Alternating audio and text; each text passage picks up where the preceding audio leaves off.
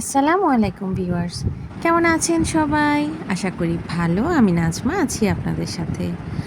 আসলে চেষ্টা করছিলাম যে রেগুলার একটু ব্লগ দিব, কিন্তু কোনোভাবে সময় সুযোগ কিছুই যেন আমার সাথে নেই। যাই হোক, অনেক দিন পর আবারও একটা ব্লগ নিয়ে হাজির হলাম। তো চলুন শুরু করি।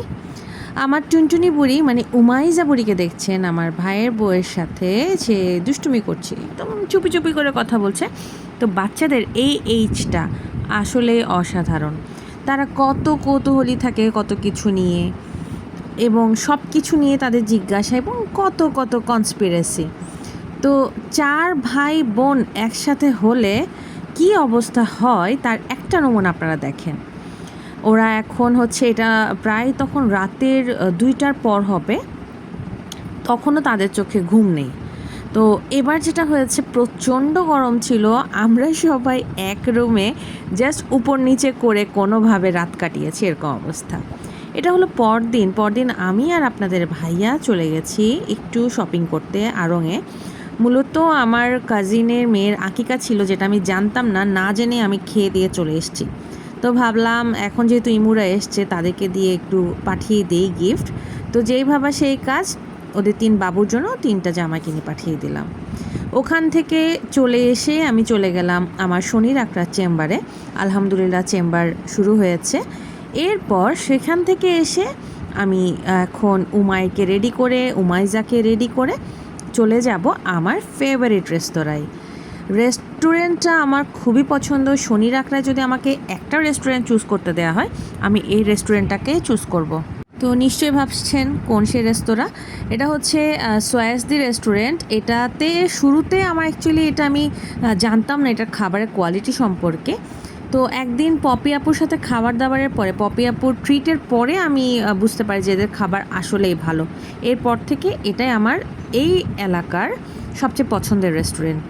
স্পেশালি ওদের স্যুপ আমার খুবই পছন্দ, আর আমি যেহেতু স্যুপ খেতে প্রচণ্ড পছন্দ করি, তো যেখানে স্যুপ ভালো সেই রেস্টুরেন্ট অলওয়েজ আমার ফেভারিট হয়ে যায়। এখানে বাচ্চাদের জন্য একটা কর্নার আছে, ওই কর্নারে বাচ্চারা খেলছিল। ইমু আর তন্ময় আসলে ঘুরতে গিয়েছিল বাচ্চাদের রেখে, তো তারাও ঘুরে টুরে চলে এসছে।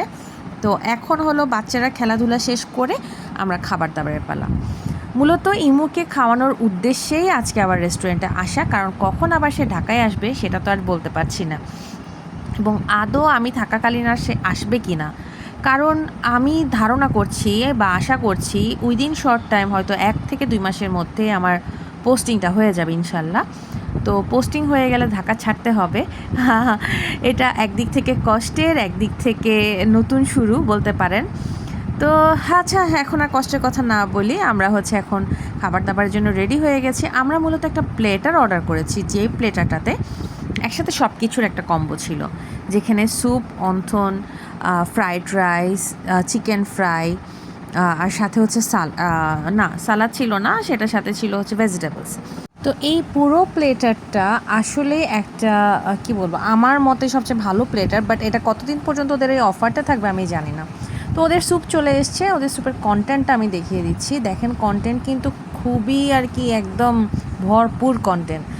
তো শনির আকড়ায় আমার অনেক রেস্টুরেন্টে খাওয়া হয়েছে, বাট এত কন্টেন্ট এবং টেস্ট সব কিছু বিবেচনায় আমার এটাই সবচেয়ে ভালো লেগেছে। সেই রাতে ভরপেট খেয়ে আমরা বাসায় আসলাম। বাসায় আসার পর তো একদম টায়ার্ড, আর কোনো শক্তিই নেই।